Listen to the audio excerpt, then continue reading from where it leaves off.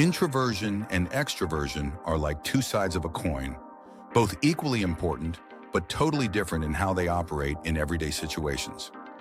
Let's dive into some fun examples to make it all crystal clear. Picture this, an extrovert at a party. They've just arrived and they're already making their way through the room, chatting up everyone from the DJ to the people in the snack line. To them, a party is like a social buffet. They gain energy from each conversation, and by the end of the night, they're just getting started. But for an introvert, the same party might look totally different. They've planned their escape route the moment they walked in, and after an hour, they're already wondering if it's too soon to slip out for some air and never come back. Then there's the phone call dilemma. When the phone rings, the extrovert answers on the first ring, ready for a full conversation or even a spontaneous hangout.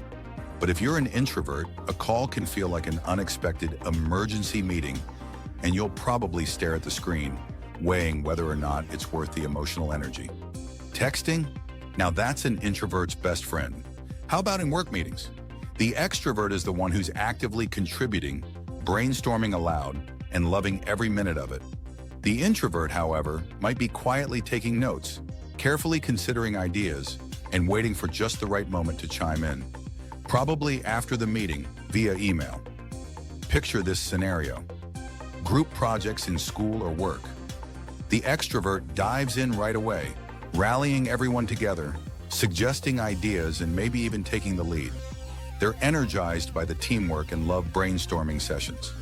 Meanwhile, the introvert might secretly hope for solo work, or if they must be in a group, they'll happily take on the behind-the-scenes tasks. While the extrovert is presenting with enthusiasm, the introvert is probably managing the slides, glad to stay a bit out of the spotlight. And then there's the classic small talk situation. Extroverts often don't mind striking up conversations with strangers, whether it's at a grocery store, in line at the bank, or on an airplane. They might even enjoy sharing a bit of their life story.